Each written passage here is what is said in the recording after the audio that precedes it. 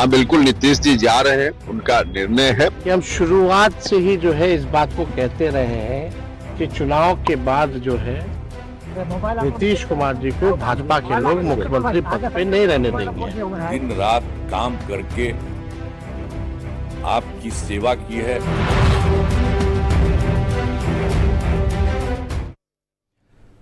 नमस्कार, मैं शेखर त्रिवेदी। बिहार में काबा आजकल ये सवाल पिछले 2 दिन से जैसे जैसे होली का खुमार चढ़ा, ये सवाल भी फिजाओं में तैरने लगा। बिहार अपने एक बहुत बड़े सियासी बदलाव के सामने खड़ा है। जिस बिहार में अभी 3 महीने पहले विधानसभा चुनाव के नतीजे आए और जनता ने नीतीश कुमार को, उस गठबंधन को पूर्ण बहुमत दिया, जहां चेहरा यानी दूल्हा नीतीश कुमार थे। इतना ही नहीं, जनता ने जिस नेता के नाम पर वोट दिया था, अब वही नेता मुख्यमंत्री की कुर्सी छोड़ने जा रहा है। नीतीश कुमार की पूरी राजनीति को उठाकर देख लीजिए तो पता चलेगा कि उन्होंने कई बार इस तरीके के फैसले लिए जिससे जनता चौंकी। कभी भाजपा के साथ तो कभी महागठबंधन के साथ आना जाना उनका हमेशा से लगा रहा। अब एक बार फिर से नीतीश कुमार ने अपने फैसले से बिहार के साथ साथ पूरे देश को चौंकाया है।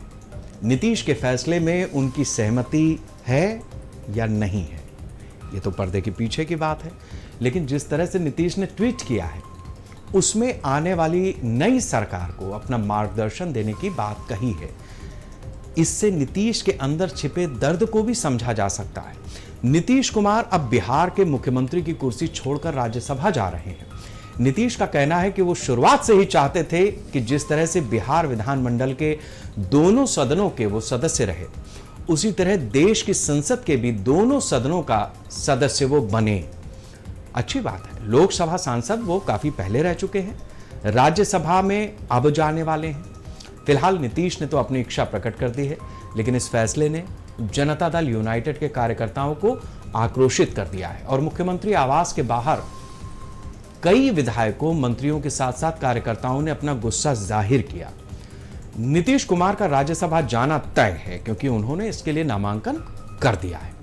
नीतीश के नामांकन को खास बनाने के लिए दिल्ली से गृह मंत्री अमित शाह खुद पटना पहुंचे और नीतीश के नामांकन के समय मौजूद रहे। अब सवाल यह है कि क्या बिहार में चुनाव के नतीजे आने के समय ही सब कुछ फाइनल हो गया था?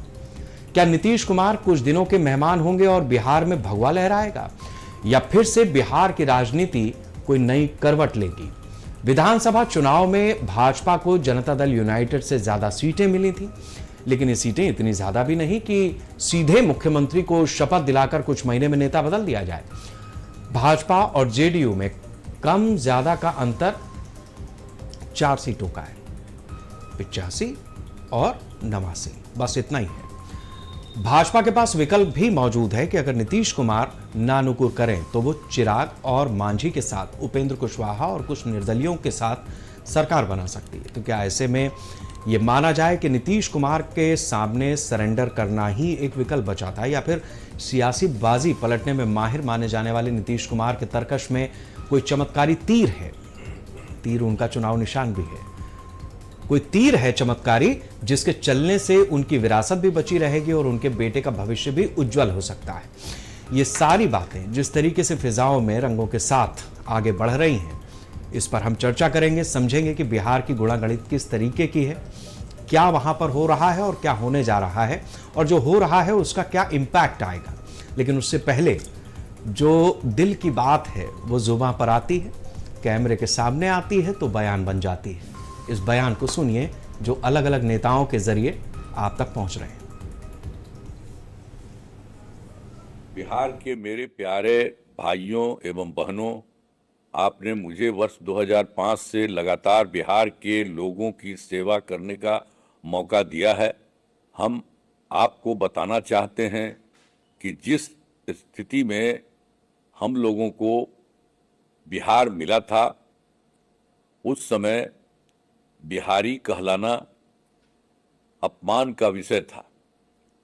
तब से हमने पूरी ईमानदारी और मेहनत से दिन रात काम करके आपकी सेवा की है। 2005 से लेकर आज तक नीतीश कुमार जी बिहार के मुख्यमंत्री रहे। उनका एक कार्यकाल एक प्रकार से बहुत यशस्वी रहा। ये कार्यकाल उनका बिहार के इतिहास में स्वर्णिम पृष्ठ के रूप में लिखा जाएगा और बिहार के विकास के सारे मायने को उन्होंने गति देने का काम किया। बिल्कुल नीतीश जी जा रहे हैं, उनका निर्णय है। सब लोग उनके निर्णय की सराहना करते हैं। बिहार की सेवा उन्होंने निरंतर 20 से भी ज्यादा वर्षों तक की है। अब दिल्ली में रहकर देश की भी सेवा और राज्य की भी सेवा आगे करेंगे। हम शुरुआत से ही जो है इस बात को कहते रहे हैं कि चुनाव के बाद जो है नीतीश कुमार जी को भाजपा के लोग मुख्यमंत्री पद पे नहीं रहने देंगे। हमने उस समय भी कहा था कि ये महाराष्ट्र मॉडल जो है रिफाइंड तरीके से बिहार में जो है लागू करेंगे। आज वो बात जो है सच हो रही है और जो जन आकांक्षाएं हैं इस सत्ता परिवर्तन के खिलाफ है। सभी लोग जो भी जन भावना लोगों की है इस सत्ता परिवर्तन के खिलाफ है। देखिए, ये तो समझ में नहीं आ रहा मेरे को कि आपने चुनाव लड़ा, अपने चेहरे पर लड़ा, वोट बटोर लिए, जनता ने आपको चुनकर भेजा, अब आप विड्रॉ कर रहे हैं। किसके दबाव में कर रहे हैं, कि अच्छा से कर रहे हैं या मन मार के कर रहे हैं, इनका कुछ पता नहीं। और नीतीश जी ने वैसे भी कई बार बहुत बार अपना मन बदला है, कभी इस पाले में कभी उस पाले में। अब सुनने में आया कि वो दिल्ली आ रहे हैं। बिहार में क्या होगा, क्या दोबारा भाजपा वहाँ पर उनको दबाव बनाकर सत्ता हासिल करेगी, मैं नहीं कह सकता हूँ। लेकिन जो कुछ भी हो रहा है ये जनता को धोखे में रखकर किया गया है। अगर आप 6 महीने पहले बोल देते कि मुझे राज्यसभा में जाना है तो हो सकता है परिणाम कुछ और आते। जिस तरीके की बिहार में उथल पुथल मची हुई है, जिस तरीके की स्थितियां बनी हुई हैं, उसमें जो पार्टी इस समय सरकार में है यानी नीतीश कुमार जो मुख्यमंत्री हैं, जेडीयू जिनकी पार्टी है, उस पार्टी में जितना बवाल नहीं है उससे ज्यादा बेचैनी विपक्ष के लोगों को है। चाहे वो आरजेडी हो, चाहे कांग्रेस हो, जितने भी बीजेपी और इस गठबंधन से बाहर के दल हैं, उन सब की बेचैनी इस समय मार्के की है। ये बड़ा दिलचस्प है राजनीति में। उसकी वजह भी है कि नीतीश कुमार समय समय पर अपनी राजनीतिक पारियां कुछ इस तरीके से खेलते रहे हैं, कुछ इस तरीके से आगे बढ़ते रहे हैं, जिससे लोगों के बीच में वो किस तरफ जाएंगे, वो किस तरफ आएंगे, इसको लेकर के कौतूहल हमेशा बना रहता है। और जब ये परिवर्तन है तो निश्चित रूप से सब अपने अपने मौके को इस समय तलाश रहे हैं और ये सवाल बिहार में पुख्ता तरीके से सामने आ रहा है कि आखिर बिहार में हो क्या रहा है, बिहार में क्या बात। हमारे साथ इसी मुद्दे पर ज़्यादा वार्ता के लिए आज मेहमान सभी दलों से हैं। फैजुल रहमान जी हैं, आरजेडी से हैं, हमारे साथ में संगीता सिंह हैं भारतीय जनता पार्टी से, कुंदन कृतज्ञ हैं हमारे रेजिडेंट एडिटर, और अजय सिंह हैं जेडीयू से। सबसे पहले हम कुंदन कृतज्ञ का रुख करेंगे। कुंदन, इस समय बिहार में क्या स्थिति बनी हुई है? जिस तरीके की वहां पर चर्चाएं चल रही हैं, जिस तरीके से नॉमिनेशन हुआ है, उसको लेकर के पूरे देश में कौतूहल है। देखिए शेखर जी, एक चीज तो आज बहुत स्पष्ट हो गई कि जो नारे होते हैं वो चुनावों में जनता को लुभाने के लिए होते हैं। उन नारों का अगली आने वाली सरकार से कोई मतलब नहीं होता है। सबसे पहले मैं आपको याद दिलाना चाहूंगा, 25 से 30 नीतीश ही नीतीश, इस नारे को अगर आज के परिप्रेक्ष्य में हम देखें तो यह नारे का कोई औचित्य नहीं रह जाता है। और अब अगर हम बात कर लें बिहार के मौजूदा परिप्रेक्ष्य में, तो जदयू में अलग जन भावनाएं उमड़ पड़ी है, बीजेपी के अंदर अलग जन भावनाएं हैं और विपक्ष अपनी अलग भावनाओं को लेकर सामने खड़ा नजर आ रहा है। सबसे पहले अगर हम बात करें तो बिहार में आज जो हुआ, इससे स्मूथ पावर ट्रांसफॉर्मेशन बिहार देश की राजनीति में शायद कहीं देखने को मिलता है। कोई रिसोर्ट पॉलिटिक्स नहीं हुई, कोई भागम भागी नहीं हुई, कोई विधायकों की हाईजैकिंग नहीं हुई। एक बहुत ही सोची समझी राजनीति रणनीति के तहत बिहार में पावर ट्रांसफॉर्मेशन होता है। नीतीश कुमार को राज्यसभा की उम्मीदवारी के लिए पर्चा दाखिल करा दिया जाता है और उन्हें यह आश्वासन दिया जाता है कि बिहार की राजनीति या बिहार में जो भी सत्ता में होगा वह आपके कह सकते हैं अभिभावक आप उसके रहेंगे और आपके बेटे को उचित कोचिंग मिलेगी पॉलिटिक्स में। तो कुल मिला जुला कर स्थिति यही है। अब आज के बाद देखिए बीजेपी में किस तरीके की भावनाएं उभर रही हैं कि आज से ही इस बात की दावेदारी शुरू हो गई है कि बीजेपी के सीएम के तौर पर कौन सा चेहरा सामने आने वाला है। तो सवाल कई हैं, कुछ सवाल जैसे खत्म होते हैं नए सवाल पैदा हो जाते हैं, और अब देखना अहम यह होगा कि इस स्मूथ पावर ट्रांसफॉर्मेशन के बाद बीजेपी जब का सीएम होगा तो वह बिहार की राजनीति को क्या दशा और दिशा दे पाता है। बिल्कुल कुंदन, जिस तरीके से आपने इस बात का विश्लेषण किया उसमें एक दो चीजें तो साफ हैं कि अगर देखिए सवाल नए जैसे ही जवाब मिलते हैं, नए सवाल पैदा होते हैं, अगर ये सवाल ना पैदा हुए तो हमारी आपकी दुकान सबसे पहले बंद हो जाएगी। तो राजनीति भी आज की तारीख में एक दुकान है, लेकिन इस दुकान में जितने सवालों के जवाब मिलते हैं, कुंदन जी जैसा बता रहे हैं वैसे ही उसके उतने ही जवाब आने के साथ नए सवाल तैयार होते हैं। अब दो चीजें यहां पर महत्वपूर्ण हैं। एक तो ये कि जैसा स्मूथ ट्रांजैक्शन हुआ है पॉलिटिकली, ये अपने आप में एक इतिहास है हिंदुस्तान में। अगर हम इसको एक नजरिए से देखने की कोशिश करें, इतना स्मूथ ट्रांजैक्शन कभी भी गठबंधन के दौर में हमने कहीं नहीं देखा, चाहे वो महाराष्ट्र में रहा हो चाहे किसी और राज्य में रहा हो, ऐसा नहीं हुआ। दूसरा, नीतीश कुमार एक मंझे हुए राजनेता हैं।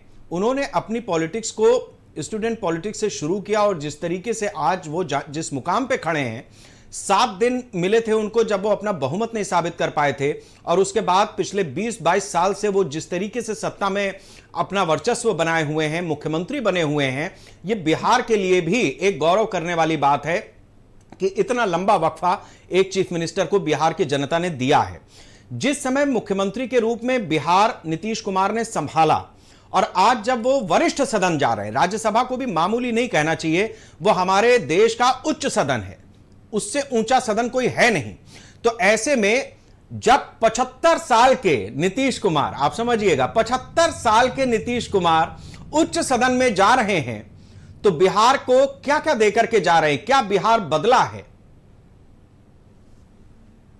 शेखर जी, अगर बिहार के बदलाव की बात करें तो इसमें कहीं कोई दो राय नहीं है कि पिछले 21 साल से अधिक सफर के दौरान मुख्यमंत्री ने बिहार की सूरत जरूर बदलने की कोशिश की है, और शायद यही वजह रहा है, सूरत बदली है, जिसकी वजह से वहां की जनता ने उन्हें बारंबार मुख्यमंत्री के तौर पर जिताकर भेजा है।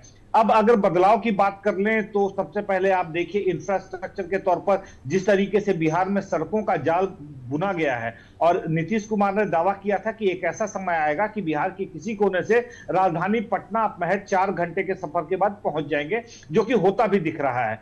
गंगा नदी जो कि कह सकते हैं पूरे बिहार को जोड़कर निकलती है, तो बक्सर से लेकर वह झारखंड के साहेबगंज तक का जो विस्तार है, वहां पर देखें गंगा नदी पर पुलों का जाल एक तरीके से बनाया गया है। इसके अलावा पटना में देख ले, पटना में जिस तरीके से विकास हुआ है, साथ ही साथ महिलाओं की बात अगर हम कर ले तो शराबबंदी के साथ साथ कई ऐसी योजनाओं को लागू किया है जिसने महिला सशक्तिकरण में एक बहुत महत्वपूर्ण भूमिका निभाई है। तो इसमें कहीं कोई दो राय नहीं है कि नीतीश कुमार के नेतृत्व में बिहार ने एक मजबूत बदलाव, या कह सकते हैं बुनियादी जो बदलाव होता है उसकी दिशा में कदम बढ़ाया है। अब सबसे अहम बात यह है कि ये इस स्मूथ पावर ट्रांसफॉर्मेशन के पीछे तेजस्वी जी बार बार महाराष्ट्र मॉडल की बात कर रहे हैं। मैं आपको शेखर जी आज एक बात कह दे रहा हूं, इसको ध्यान रखिएगा, बिहार मॉडल की चर्चा पूरे देश में आने वाले समय में होगी।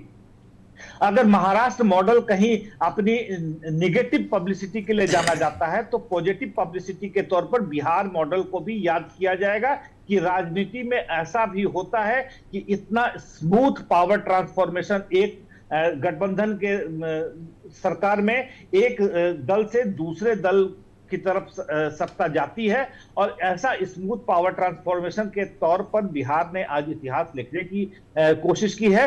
विपक्ष भले ही जो भी आरोप लगा दे, लेकिन कहीं ना कहीं अमित शाह और उनकी टीम ने जो बिहार 2025 के विधानसभा चुनाव के दौरान एक रणनीति तैयार की थी, उस रणनीति को अमली जामा पहनाया जा रहा है, और आने वाले समय में आप देखेंगे कि शायद नीतीश कुमार को कोई केंद्रीय मंत्री का पद देकर उन्हें और सम्मानित किया जाएगा। लेकिन अब जदयू किस तरीके से यहां से अपने आप को इवैल्यूएट करती है, जदयू में किस तरीके से बदलाव होता है, यह सबसे महत्वपूर्ण बात है। क्योंकि आज आरसीपी सिंह के बारे में भी काफी नारे लगे हैं पटना, राजधानी पटना की सड़कों पर। और इसके अलावा कई सारी बातें चल रही हैं राजधानी रांची पटना के गलियारों में। तो सबसे अहम बात यह है कि जदयू अब इस बदलाव को कितना मजबूत होकर इस बदलाव को ग्रास्प करता है, ग्रहण कर पाता है, बिहार की राजनीति उसी दिशा बिल्कुल। की बहुत तरफ जल्दी बढ़ेगी। से कुंदन, मैं दो चीजें आपसे समझना चाहूंगा। एक तो ये कि निशांत कुमार जिनकी जो नीतीश के बेटे हैं, उनकी एक्सेप्टेंस जेडीयू के भीतर वर्तमान आज की तारीख में किस तरीके की है, एक चीज। दूसरा, विपक्ष जिस तरीके से बेचैन है इस पूरे ट्रांसफॉर्मेशन पे, उसकी बेचैनी के पीछे शुद्ध सियासत है या उसको कुछ डर भी है कि अगर बीजेपी आती है तो उसके एग्रेशन के बराबर दूसरा कोई उसके पास रास्ता नहीं है?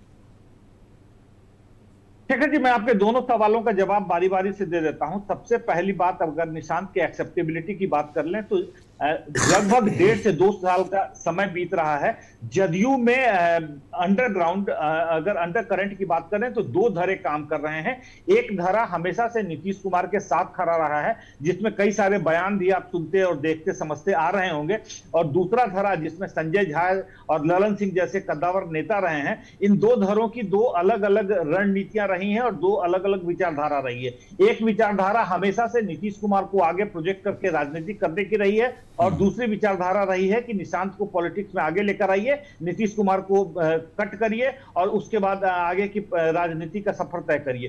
तो दोनों विचारधाराओं के हिसाब से अगर बात करें तो निशांत के लिए थोड़ी सी मुश्किल होगी। अभी यंग है, राजनीति में कदम रखा है, लेकिन अब देखना अहम यह होगा कि नीतीश कुमार जदयू के इस पूरे कुनबे को कितनी मजबूती के साथ संभाल कर चलते हैं। आपके दूसरे सवाल पर आता हूं कि विपक्ष जितना स्मूथ ये पूरी घटनाक्रम जितनी स्मूथली ये कंडक्ट हुई है ना, विपक्ष थोड़ा सा इससे चिंतित हुआ है कि कहीं ना कहीं बीजेपी, जदयू, आरएलएम और जीतन राम मांझी, ये तमाम 4 दलों का जो कुनबा है, इस कुनबे के बीच में कहीं कोई भी डिफरेंसेज नहीं है। तो शायद विपक्ष के लिए बेचैनी की ये सबसे बड़ी वजह है। और साथ ही साथ अब कोई घटना हो रही है, खास करके ये पूरे देश के लिए एक बड़ी घटना है, तो ऐसे में इस घटना पर विपक्ष का कुछ बयान तो बनता ही है। तो विपक्ष महज अपनी भूमिका निभा रहा है। शेखर जी, बहुत बहुत शुक्रिया कुंदन, इन सारी चीजों का विश्लेषण करने के लिए, इन सारे सवालों का विश्लेषण करने के लिए आपने हमारे साथ जो वक्त दिया, बहुत बहुत शुक्रिया आपका। अब मैं अपने मेहमानों के पास चलता हूं। सबसे पहले अजय जी, मैं आपसे समझना चाहूंगा कि जिस तरीके की स्थिति बिहार में बनी है और खासतौर से जेडीयू के भीतर, आज हमने देखा कि कुछ कार्यकर्ता हैं जो बाहर प्रदर्शन भी कर रहे थे, दूसरी तरफ नीतीश कुमार अपना नामांकन भी कर रहे थे, तो क्या जेडीयू के भीतर भी एक उहापोह की स्थिति है अभी?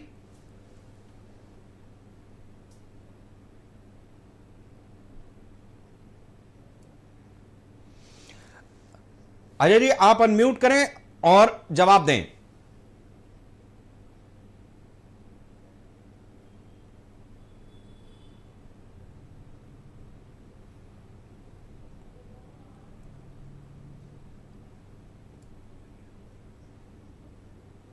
शायद हमारा संपर्क नहीं हो पा रहा है, मैं कोशिश करूंगा। फैजुल रहमान जी, मेरी आवाज आपको मिल रही है? जी हाँ, आपकी आवाज आ रही है?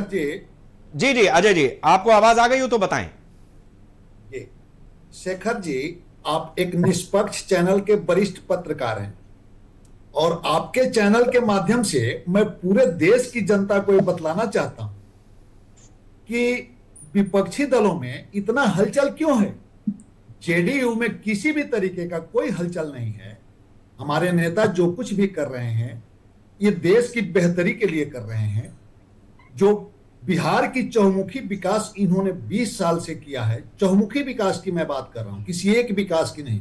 चाहे वो स्टूडेंट क्रेडिट कार्ड ले लीजिए, महिला सशक्तिकरण ले लीजिए, नल धन योजना ले लीजिए, हर क्षेत्र से जो बिहार की चहुमुखी विकास इन्होंने किया है, शायद राज्यसभा जाने के बाद हम केंद्र की राजनीति में पहुंच करके इनकी इच्छा पूरी होगी और इनके अनुभवों एवं अवलोकनों का लाभ पूरे देश को मिलेगा। ये स्पष्ट तौर से हम कहना चाहते हैं कि इसमें किसी तरीके के कोई दिक्कत का विषय नहीं है और ये गठबंधन धर्म और बिहार विकास के साथ साथ हम राष्ट्र का विकास करना चाहते हैं। इस स्थिति में हम इनके अनुभवों एवं अवलोकनों के माध्यम से पूरे देश को इसका लाभ देना चाहते हैं। और हमारे नेता और हमारे कार्यकर्ता तो चाहेंगे, हर दलों के कार्यकर्ता चाहते हैं कि उनके नेता देश के सर्वोच्च पद तक पहुंचे, और ये हम भी चाहते हैं, हमारी भी आकांक्षा है कि वो देश के सर्वोच्च पद तक पहुंचे। और इस कड़ी में एक ये अगला कदम है, शायद शेखर जी हमारे विपक्षी दलों को ये स्पष्ट होना चाहिए कि राज्यसभा कोई निम्न सदन नहीं है, देश का उच्च सदन है, और जहां पे बुद्धिजीवी लोग जाते, अनुभवी लोग जाते, तो शायद इन्हें इस पे किसी तरीके का परिचर्चा और इनकी जो संभावनाएं हैं, इनकी जो आशंकाएं हैं, ये अपने पार्टी के लिए आशंका करते रहें। हमारे गठबंधन में किसी तरीके का कोई भेदभाव नहीं है, और हमारे माननीय नेता ने स्वतः ही संज्ञान लेकर के, स्वतः हमारे धर्म शास्त्रों में लिखा गया है, चौथे पन निरपकानन जाहि, वो जानते हैं कि अब अगर हमारा उम्र वरिष्ठ, यही लोग चुनाव के समय कहते थे कि इनका उम्र बहुत ज्यादा हो गया है, ये ऐसे नहीं कर पा रहे हैं, और आज वो स्पेस अगर दे रहे हैं, वो सेम स्पेस दे रहे हैं, अपना अनुभव देश को देने जा रहे हैं, तो उसी की ये लोग आलोचना कर रहे हैं। वाह, एक दोहरी रणनीति है इनकी। ठीक है अजय जी, आपने अपना ओपनिंग कमेंट रखा है, मैं जल्दी से फैजुल जी के पास भी हो आता हूं। फैजुल रहमान जी, जिस तरीके से ये बिहार में पूरा फेरबदल देखने को मिल रहा है, इससे आरजेडी को क्या परेशानी हो रही है? मतलब एक गठबंधन की सरकार है, उनका इंटरनल मैटर है, अगर वो नीतीश कुमार चाहते हैं कि हम राज्यसभा चले जाएं तो बीजेपी उनको भेज रही है, आरजेडी की क्या समस्या है? बहुत बहुत शुक्रिया शेखर जी, आपने मुझे मौका दिया आपके चैनल के माध्यम से अपनी बातों को रखने का और अपने पार्टी के विचारों को रखने का। सबसे बड़ी बात है कि हमारे पार्टी को कोई दुविधा नहीं है। आपने कल भी देखा होगा कि जदयू और बीजेपी के ऑफिसों में कुछ नहीं हो रहा था, लेकिन हमारे पार्टी के ऑफिस में लोग रंग खेल रहे थे, होली को बड़े सफलतापूर्वक मना रहे थे, आपने देखा होगा। आज भी हमारे नेता ने कोई किसी तरह का बयान नहीं दिया है। हम लोगों ने साफ कहना कि ये समाजवाद की धरती है। नीतीश कुमार भी समाजवादी नेता थे, लालू जी भी समाजवादी नेता थे। समाजवाद की धरती पर एकाएक ऐसा क्या हो गया कि नीतीश कुमार को बदल के एक दूसरी सरकार आ रही है, बीजेपी की सरकार बनने जा रही है? आखिर क्या वजह रही? इस वजह को जनता के बीच में जानना चाहिए, जनता को मालूम होना चाहिए, क्योंकि जनता के बीच में 25 के चुनाव में यही पार्टी गई थी, 25 से 30 फिर से नीतीश जी के नाम पर गई थी। आखिर क्या वजह हुई कि नीतीश जी को हटा के किसी दूसरे को लाना पड़ा? तो सही हम लोगों का जानना है और हमारी पार्टी जानना चाहती है। उसके अलावा हम लोगों को कोई मतलब नहीं है, कोई भी बने, किसी पार्टी का नेता बने चीफ मिनिस्टर, उससे हम लोगों को कोई परेशानी नहीं है। बस बिहार का विकास होना चाहिए। आज बिहार हर मामले में पीछे पड़ा है। पूरे हिंदुस्तान के गरीबी इंडेक्स हो, एजुकेशन का इंडेक्स हो, हर चीज में पीछे है, सबसे लास्ट नंबर पे खड़ा हुआ है बिहार। आप देख सकते हैं पूरा का पूरा हंगर इंडेक्स हो, हर इंडेक्स में बिहार पीछे पड़ा हुआ। आज बड़ी बड़ी बातें बोल रहे हैं कि बिहार में विकास हुआ है, सड़कों का जाल बना हुआ है। आज 2026 में बिहार में एक भी एक्सप्रेसवे नहीं है। ये बिहार का डेवलपमेंट की बात आप लोग करते हैं, तो ऐसे डेवलपमेंट से फायदा क्या? जल नल की बात अभी आपके सीनियर एडिटर ने किया। जल नल हर जगह फेल है। हर गांव में आके देखिए, जल नल में सिर्फ पानी का रिसाव हो रहा है, उसके अलावा कहीं कुछ नहीं है। भ्रष्टाचार बढ़ा हुआ है बिहार के अंदर में। बगैर पैसे का कहीं पर 1 रुपया काम नहीं होता है, चाहे वो सीओ ऑफिस हो, चाहे ब्लॉक ऑफिस हो, चाहे आपको कोई भी ऑफिस में चले जाइए, बगैर पैसे का काम नहीं होता है। तो ऐसा डेवलपमेंट हम लोग तो देख ही रहे हैं। और साथ ही साथ आपने देखा होगा कि 10,000 रुपया किस तरह से कमाल हुआ कि आज पूरा का पूरा बिहार में पैसे की कमी हो गई है, पैसा नहीं है बिहार के अंदर। ठेकेदारों का पूरा पैसा रुका हुआ है, आज लोगों को वेतन नहीं मिल रहा है। तो ये हालत बिहार का है। ऐसे बिहार का सपना तो हम लोगों ने नहीं देखा था, किसी ने ऐसा बिहार का सपना नहीं देखा था। आज ये उस समय, आज देख लीजिए आप बिहार में क्या स्थिति है। बिहार के हर जगह उपहास, डेली कहीं ना कहीं मर्डर हो रहा है। बेगूसराय का मैं रहने वाला हूँ, बेगूसराय में डेली कहीं ना कहीं मर्डर हो रहा है जब से नई सरकार आई है। तो ये हम लोगों का कहना है कि बिहार, जिस नाम से बिहार को लोगों ने वोट दिया, उनको कम से कम रहना चाहिए चीफ मिनिस्टर। या क्या वजह हुई कि उनको हटाई जा रही है? बस यही वजह हम लोगों को जानना है। उसके अलावा हमारा कोई रिमार्क्स नहीं है, चाहे कोई चीफ मिनिस्टर बने, उससे कोई मतलब नहीं हम लोगों को। बिहार में डेवलपमेंट हो आगे, बिहार जिस तरह से और दूसरे स्टेट, महाराष्ट्र, तो गुजरात, आपकी बात से वैसा डेवलप बिहार हो। फैजुल रहमान जी, आपकी बात से एक चीज तो मुझे समझ में आ रही है कि एक कौतूहल है, जैसे हमारे मन में भी है, बाकी लोगों के मन में भी है, भाई आरजेडी के मन में भी है कि भाई आखिर एकदम से क्या ऐसा हो गया कि नीतीश कुमार को मुख्यमंत्री पद छोड़ना पड़ा। मैं आपसे एक चीज ये समझना चाहूंगा कि एक समय था जब बिहार ने लगातार 15 साल तक लालू का राज देखा और उसके बाद अब 20-21 साल से नीतीश कुमार का शासन वहां पर चल रहा है, तो बिहार की जनता को कुछ तो नजर आया होगा ना जब नीतीश कुमार को उन्होंने एक के बाद दोबारा मतलब 4-5 बार किसी को यूं ही तो सीएम नहीं बनाएगी बिहार की जनता।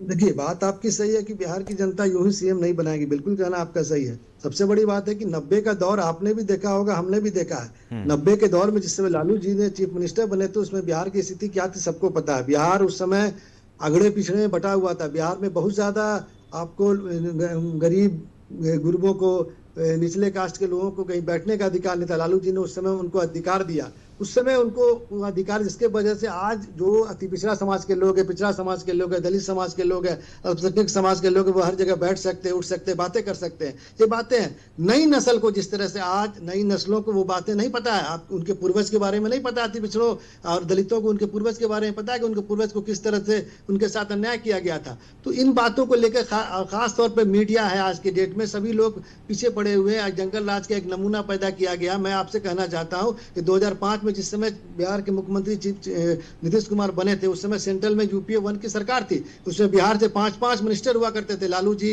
रेलवे मिनिस्टर थे, जगदानंद सिंह आपको जल संसाधन मंत्री थे, स्वर्गीय आपको नाम भूल रहे हैं, मनरेगा मैन जो थे रघुवंश बाबू आपको ग्रामीण कार्य मंत्री थे, और एचआरडी मिनिस्टर थे, क्या कहते हैं आपको, असफ अली फातमी साहब। उन लोगों ने इतना विकास को, बिहार को इतना पैसा दिया जिससे 2005 से 10 में मुख्यमंत्री ने विकास किया, उसी पैसे के बल पे विकास किया। 10 के बाद से आप देख लीजिए बिहार में विकास का क्या रेशियो है। डबल इंजन की सरकार है, 14 से लेकर आज तक 25-26 तक है। कितना विकास बिहार में हो रहा है। एक भी आपको एक्सप्रेसवे नहीं, अभी उन्होंने बोला एक्सप्रेसवे हम बनाएंगे, कब बनेगा भगवान जाने। डेली पुल टूट रहा है, आप देख लीजिए डेली कितने पुल टूट रहे हैं बिहार के अंदर में, उसका कौन देखने वाला है। भ्रष्टाचार अति सीमा पर बढ़ी हुई है। पब्लिक को यही समझ में आता है कि रोड बन गया, डेवलपमेंट है। ये डेवलपमेंट नहीं है। डेवलपमेंट का मतलब है कि आपका आंकड़ा कितना, बिहार में प्लान पड़ा हुआ है, कितने प्लान है बिहार में, देख लीजिए आप। जो होली स्पेशल ट्रेन चल रही है, लोगों को ट्रेन में बैठने का जगह नहीं मिल रहा। छठ में वही स्थिति होता है, ईद में वही स्थिति होता है, दिवाली में वही स्थिति होता है। लोग जो बेरोजगार है वो बाहर प्लान करने को मजबूर है। आखिर आपने 20 साल में दिया क्या बिहार को मिला क्या बिहार को, जानना चाहता हूं। ठीक है फैजल साहब, आपने अपनी बात रखी है। अब इस वार्ता को थोड़ा सा और आगे बढ़ाते हैं। संगीता जी अपनी बारी का इंतजार कर रही है बहुत देर से। संगीता जी, आपके पास आखिर में आने का एक वजह यह भी थी कि आखिर लोगों के मन में कौतूहल है कि बीजेपी के पास ऐसा कौन सा तंत्र है, कौन सा ऐसा मंत्र है जिसके जरिए आप मुख्यमंत्री, जो बैठा हुआ मुख्यमंत्री की कुर्सी पर, उसको आप राज्यसभा की कुर्सी तक कैसे पहुंचा देते हैं कि बिल्कुल लगता है कि जैसे छुरी जो है वो मक्खन पर चल गई। इतना स्मूथ ट्रांजैक्शन, ऐसा बिरला उदाहरण हिंदुस्तान की राजनीति में दूसरा है नहीं। आप थोड़ा सा इसको बताएं, क्योंकि फैजल साहब की भी यही जिज्ञासा है, देश के बहुत सारे लोगों के बीच में कौतूहल है कि आखिर आपने बिहार में किया क्या। देखिए, पहले तो सभी को नमस्कार और होली की बहुत बहुत शुभकामनाएं। आदरणीय नीतीश कुमार जी की जो राज्यसभा जाना, उनका अपना राजनीति और व्यक्तिगत निर्णय है, ठीक है। लोकतंत्र में यह एक सामान्य प्रक्रिया है कि अनुभवी और वरिष्ठ नेता संसद के उच्च सदन में जाकर अपने अनुभव और दृष्टि से देश की राजनीति और नीति निर्माण की को दिशा देता है। और जब ये पूछते, भाई मेरे इतने अच्छे से एक्सप्लेन कर रहे थे, मैंने सुना कि क्या विकास हुआ बिहार में, क्या हुआ, और मुझे लगता है कि ये कहीं और थे, किसी और दुनिया में थे। 20 सालों में 2005 के बाद आदरणीय हमारे नीतीश कुमार के नेतृत्व में एनडीए की सरकार ने जो बिहार में विकास किया है, वो ना केवल बिहार में, पूरे हिंदुस्तान, और ना केवल हिंदुस्तानी, पूरे संसार में लोग जानते हैं कि बिहार का विकास किस तरह से हुआ।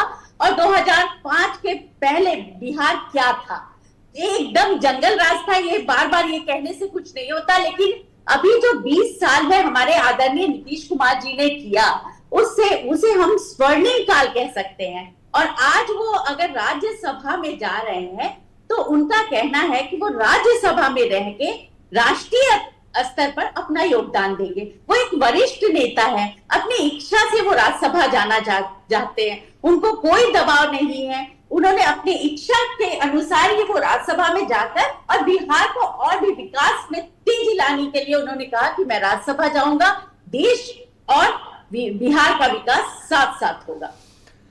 नहीं, देखिए ऐसा है कि संगीता जी आप ये बात कह रही हैं कि वो मुख्यमंत्री की कुर्सी छोड़ करके राज्यसभा जाना चाहते थे, अपना अनुभव बांटना चाहते थे। ठीक है, पब्लिक डोमेन में आपके सामने विकल्प है कि आप इस तरीके की बात करें, लेकिन अब भाई हम लोग पत्रकार हैं, हमारी जो पूर्व ज्ञान है वो तो ये है कि एक समय पे नीतीश कुमार देश के प्रधानमंत्री बनना भी चाहते थे। 2014 में जब नरेंद्र मोदी का नाम सामने आया प्रधानमंत्री पद के लिए, तो उस समय जेडीयू सबसे मजबूत अलाई हुआ करता था एनडीए का, और वही छिटक गया था। फिर बाद में वो धीरे से जुड़े और उसके बाद इतिहास है आज की तारीख में। तो मैं समझना चाहूंगा, ये देश की जनता भी समझना चाहती है कि जो व्यक्ति एक समय पर नरेंद्र मोदी को देखना नहीं चाहता था, जो व्यक्ति एक समय पर खुद प्रधानमंत्री का उम्मीदवार रहा है, सबसे बड़ा उसमें उनका नाम चला है, और जो दूसरा पक्ष है यानी विपक्ष जिसको आप कहते हैं कांग्रेस, ममता बनर्जी, इन सब के वो सर्वमान्य नेता की तरीके से थे, आज वो राज्यसभा जाने के लिए व्याकुल हैं, राज्यसभा जाकर के खुश हैं, और खुशी अपनी ट्विटर पे भी जाहिर कर रहे हैं, बयान में भी जाहिर कर रहे हैं। बीजेपी ने कुछ तो उनको मंत्र दिया होगा, कुछ तो मंत्र फूंका होगा। देखिए, हम मंत्र नहीं फूंकते, हम विकास करने, जिस व्यक्ति ने बिहार में सुशासन और विकास का राह अपनाया उसके साथ थे हम। एनडीए की सरकार, हमारी गठबंधन की सरकार एक परिवार के रूप से चल रही थी और चलती रहेगी। और उन्होंने ये भी कहा है, देखिए आप बार बार, कि वो अपनी इच्छा से जा रहे हैं, और उनको अब वो दोनों सदन में उन्होंने कहा कि मैं चाह रहा हूं कि मैं राज्यसभा में भी अपना योगदान दूं, राज्यसभा में रहूं और अपने देश के, क्योंकि वो एक वरिष्ठ नेता है और उनसे लोगों को सीखने की प्रेरणा मिलेगी। बहुत कुछ आपने बिहार को बदलते हुए देखा होगा, पूरे हिंदुस्तान ने बिहार को बदलते हुए देखा होगा। मेरे भाई जो यहाँ बैठ के कह रहे हैं कि इस तरह से लालू जी ने किया, 205 के पहले 290 में इस तरह था, 2005 के पहले बिहार की क्या स्थिति थी? जंगल राज था पूरे। अभी देखिए कानून व्यवस्था, अगर आप देख लीजिएगा तो कानून व्यवस्था में सुधार इन्होंने किया। महिला सशक्तिकरण का विकास अगर कीजिएगा तो इन्होंने किया। कितनी योजनाएं इन्होंने महिलाओं के लिए बनाई है, जिससे महिलाएं आज एकदम, मतलब एक तरह से हमें गर्व होता है कि हम बिहार की महिलाएं हैं। तो बहुत सारी योजनाएं, युवाओं के लिए इन्होंने कई योजनाएं की। तो ये तो स्वर्णिम युग दे के गए, बिहार को 20 सालों तक इन्होंने स्वर्ण युग बना के दिया है। और इस तरह, और इसी विकास को आगे बढ़ाएंगे, ये राज्यसभा में रहेंगे, इनके आदेश, इनके नेतृत्व में ही हमारी एनडीए की सरकार बिहार में विकास करेगी और विकसित बिहार के रूप में बिहार आगे आएगा। महत्वपूर्ण सवाल है, नीतीश कुमार जब मुख्यमंत्री रहे 2005 से लेकर के और अभी तक का, उसमें एक लंबा वक्फा उप मुख्यमंत्री के रूप में सुशील कुमार मोदी ने उनके साथ में गुजारा। उसके बाद हाल फिलहाल की जो राजनीति है उसमें हम देखते हैं कि सुशील मोदी नेपथ्य में जाते हैं और उसके बाद सम्राट चौधरी और बीजेपी की जो लीडरशिप है वो सामने आती है, और वो सामने आने के बाद ज्यादा वक्त नहीं बीतता और नीतीश कुमार राज्यसभा जाने की बात कर देते हैं। भारतीय जनता पार्टी का ही अगला मुख्यमंत्री होगा, यह बात भी लोगों के सामने स्पष्ट रूप से कही जा रही है। ऐसे में जो शासन अब चलेगा वहां भारतीय जनता पार्टी किस तरीके से जेडीयू को साधेगी, क्योंकि यहां पर हमने देखा था कि जेडीयू या नीतीश कुमार का जो अपना कद था उसमें एक समय तक सुशील मोदी और उसके बाद बीजेपी की सेंट्रल लीडरशिप के सहारे जो नई आपकी युवा पौध थी उसने अपना वहां पर हाथ दिखाया। तो क्या हम ये माने कि अब जो बिहार में लीडरशिप आएगी यानी जो चीफ मिनिस्टर होगा, कहा यह जा रहा है कि वो सेंट्रल से गवर्न होगा, बीजेपी को रिमोट के जरिए चलने वाला एक चीफ मिनिस्टर चाहिए?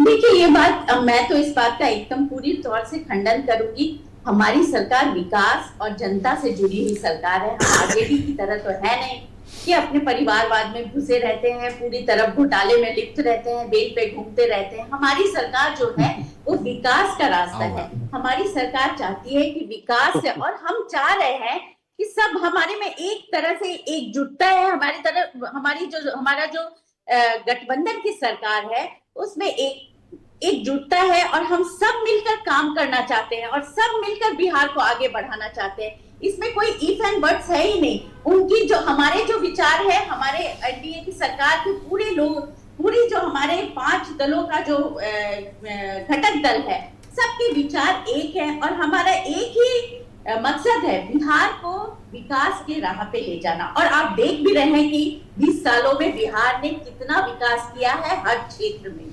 ठीक है संगीता जी, हम इस वार्ता को थोड़ा सा और आगे बढ़ाते हो। फैजुल रहमान जी, चूंकि आपने कई आरोप लगाए हैं तो उनको बड़ी बेसब्री से इंतजार होगा।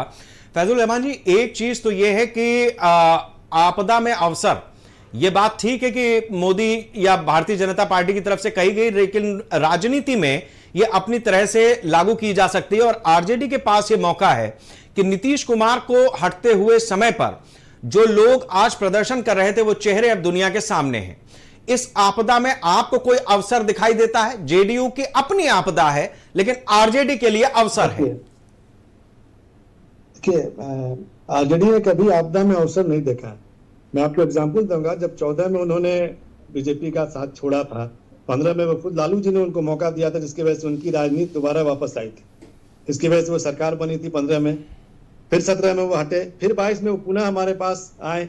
सवाल ये है कि जब जब नीतीश कुमार को जरूरत पड़ा है, बड़े भाई ने उनको मौका दिया और फिर जरूरत पड़ेगा फिर हम मौका देंगे। हमारा दिल बड़ा है, हम बड़ा दिल रखते हैं, हमेशा अपने छोटे भाई को गिरते हुए या नहीं देख सकते। उनको जब मौका मिलेगा तब उनको हम जरूर मौका देंगे और जरूर वहां तक उनको मदद करेंगे। रही बात जो हमारे संगीता जी ने बोला, डेवलपमेंट किया बिहार ने, मैंने पहले भी कहा आपको कि सिर्फ पगडंडी बना देना और रोड बना देना बिहार विकसित बिहार नहीं होता।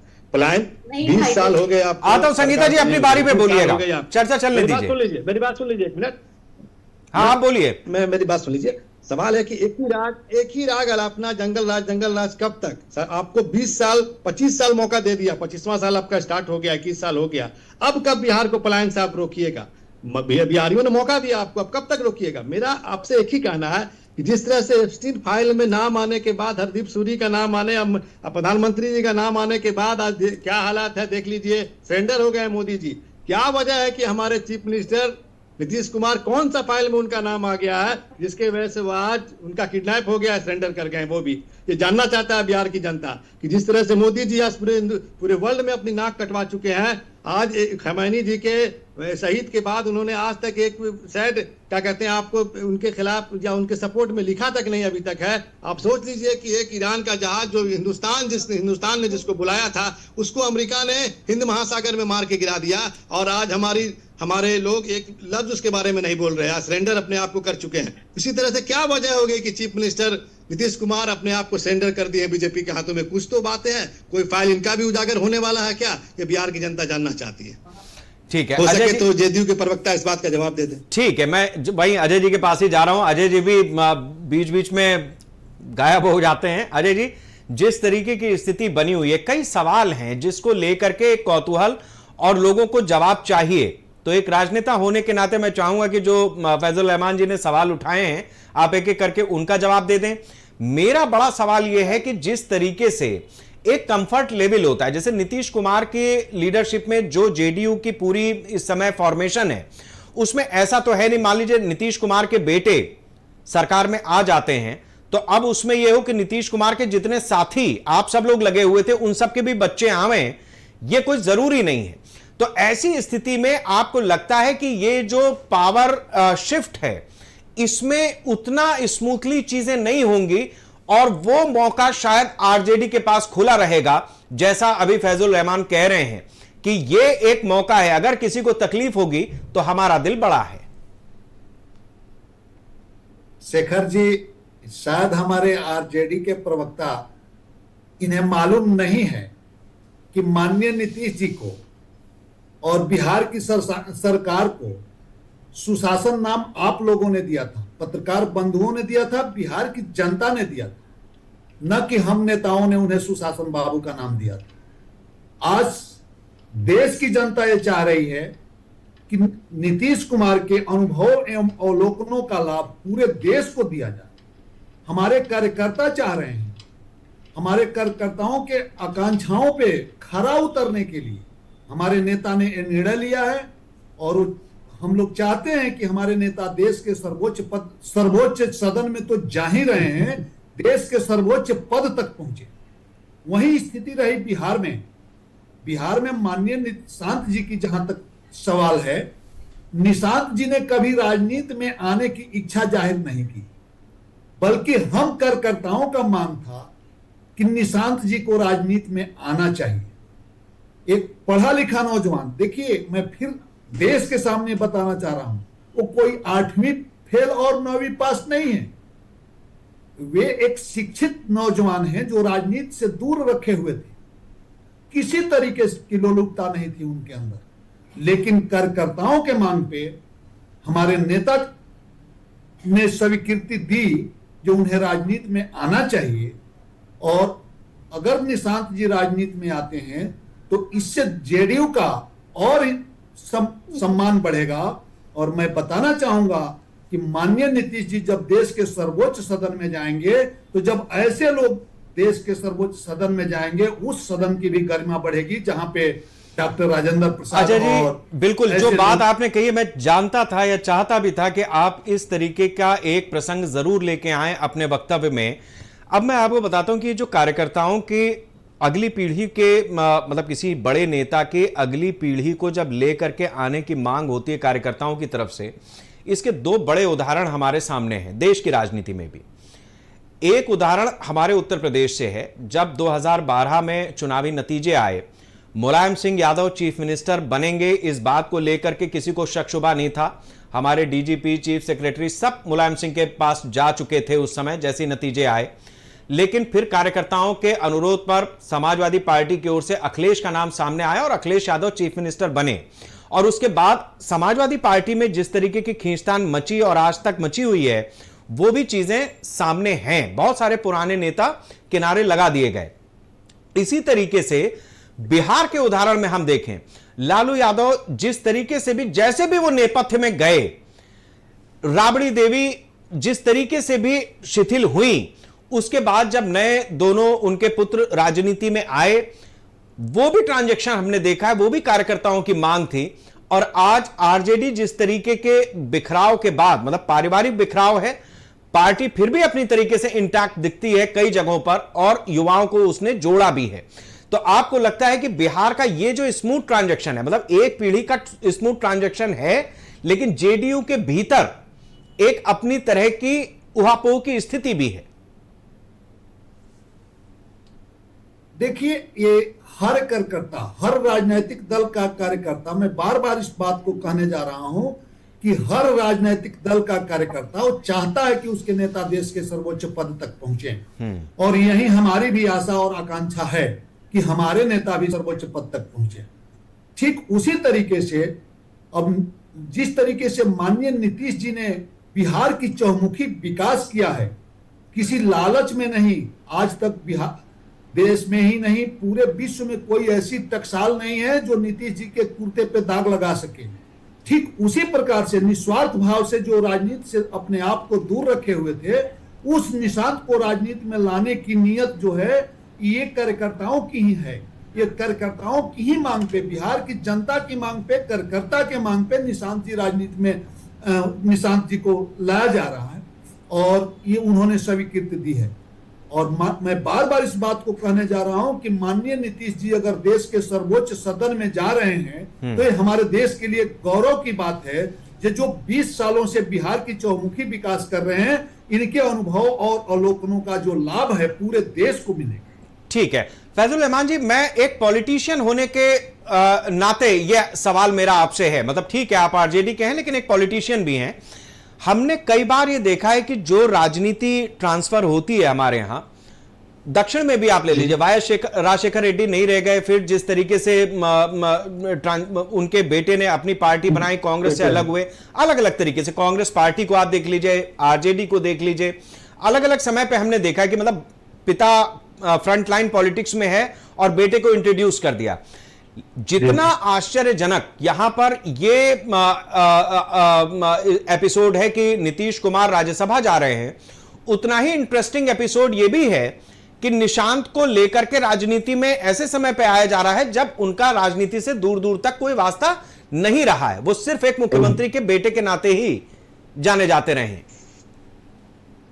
देखिए, मेरा कहना है सबसे बड़ी बात कि आज क्या अजय जी इस बात को मानेंगे कि परिवारवाद जदयू में हो रहा है, आ रहा है?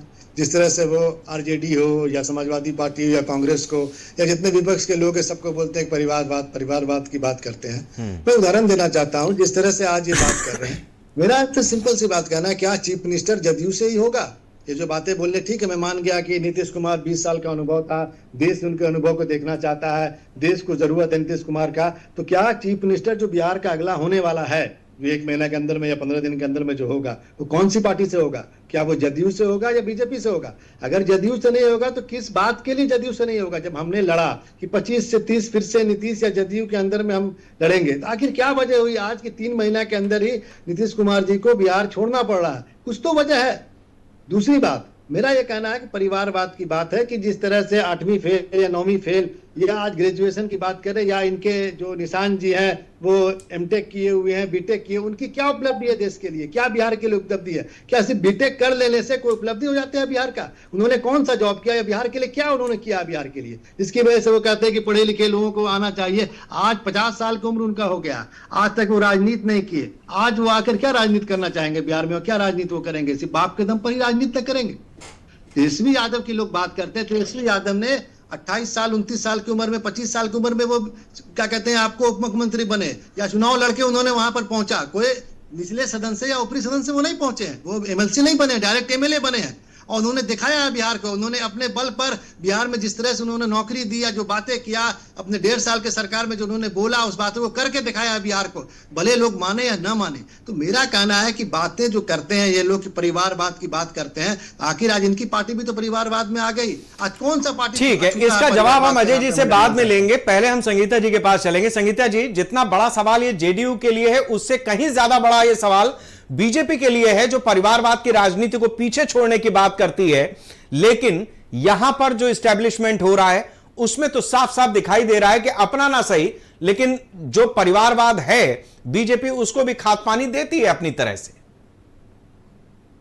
नहीं, देखिए, परिवारवाद की बात यहाँ नहीं है। ये आदरणीय नीतीश कुमार जी के जो पुत्र हैं वो राजनीति में आना चाहते हैं, राजनीति को समझना चाहते हैं, हमारे बिहार के लिए कार्य करना चाहते हैं, तो इसमें कोई बड़ी बात नहीं है। आना चाहिए और युवाओं को आना चाहिए, अपने राज्य के लिए कार्य करना चाहिए और करते भी हैं वो। और मेरे भाई जो हैं वो कह रहे थे कि हमारे जो तेजस्वी यादव हैं वो बहुत ही काम 28 साल में, तो उन्होंने जब से 28 साल से अभी तक खाली घोटाला किया है, बिहार के लिए कुछ भी नहीं किया है, ये आप समझ लीजिए पहले।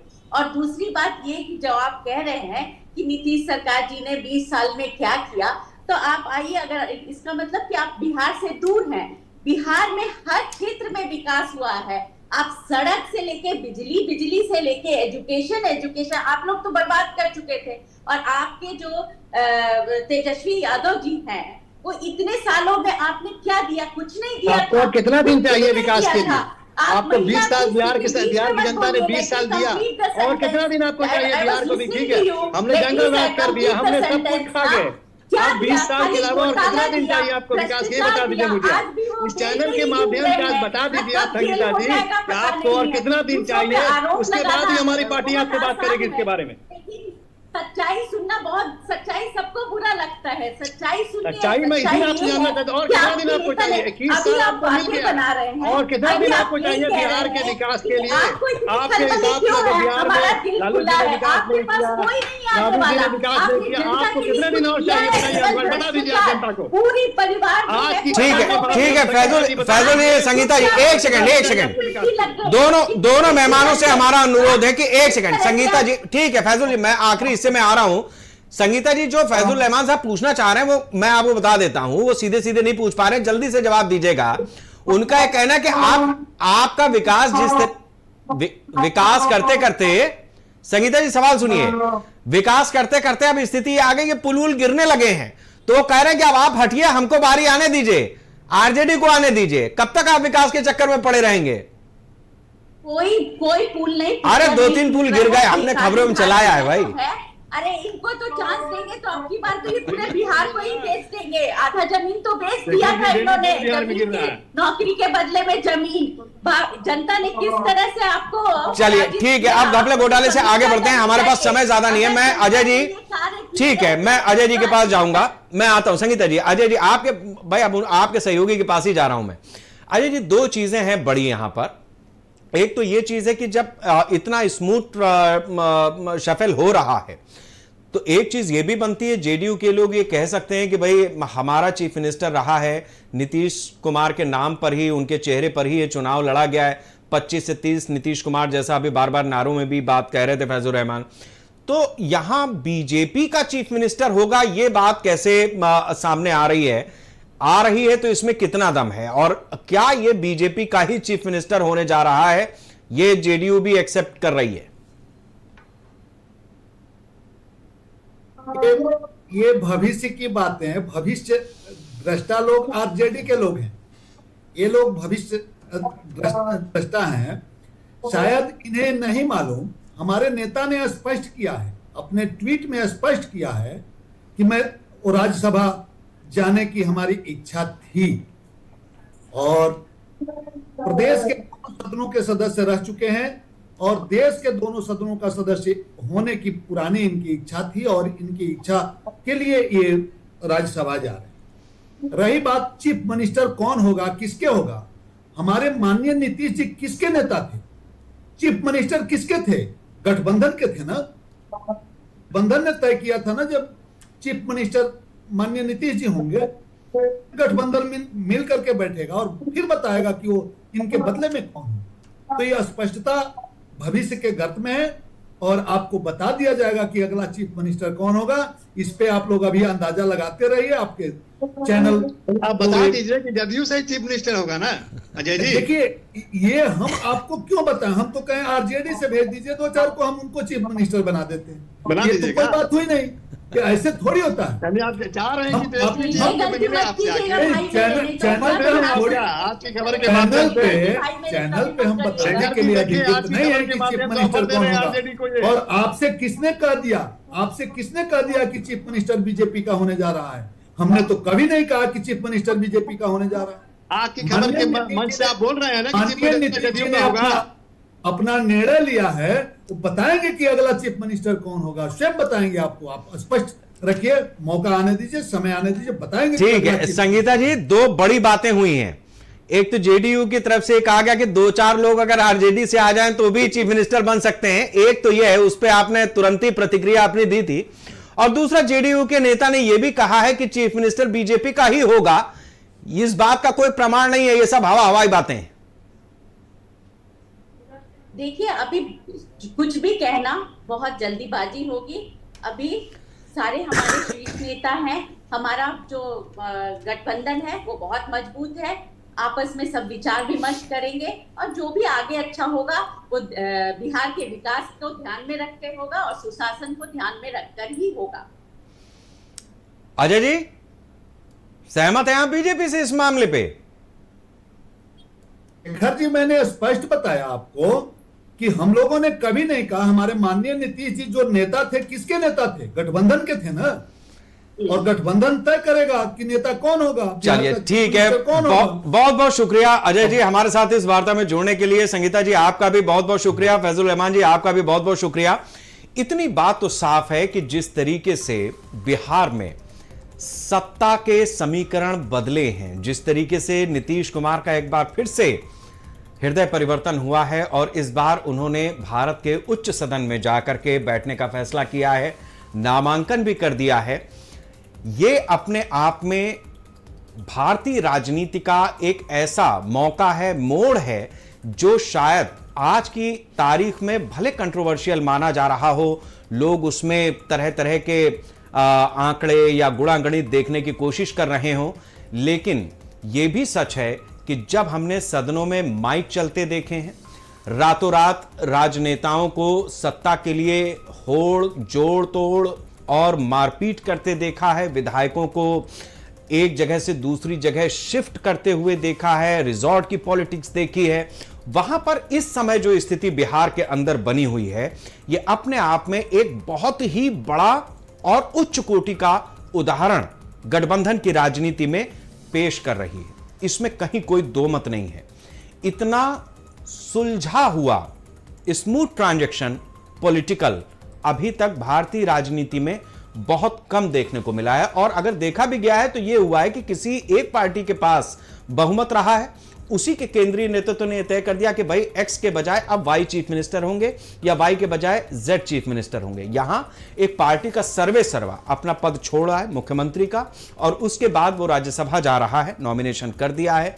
अभी जेडीयू, भारतीय जनता पार्टी और इस गठबंधन में जो भी अन्य दल हैं, वो जाहिर सी बात है कि एक औपचारिकता होती है, विचार विमर्श होता है, फिर एक नाम तय होता है, विधानमंडल दल जो है वो उस नाम का प्रस्ताव करता है, उसमें संस्तुति होती है, मुहर लगती है, और फिर अगले मुख्यमंत्री का नाम तय होता है।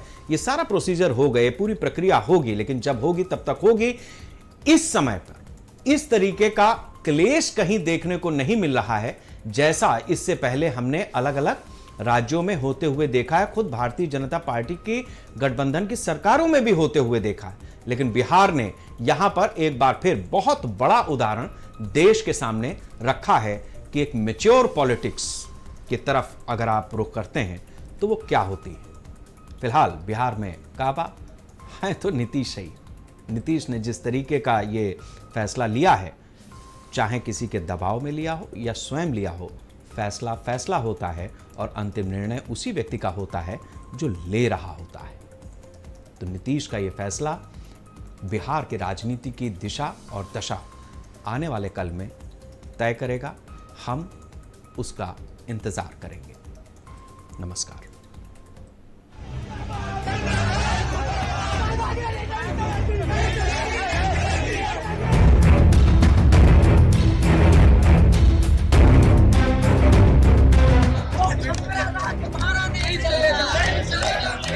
हाँ बिल्कुल, नीतीश जी जा रहे हैं, उनका निर्णय है। कि हम शुरुआत से ही जो है इस बात को कहते रहे हैं कि चुनाव के बाद जो है नीतीश कुमार जी को भाजपा के लोग मुख्यमंत्री पद पे नहीं रहने देंगे। दिन रात काम करके आपकी सेवा की है।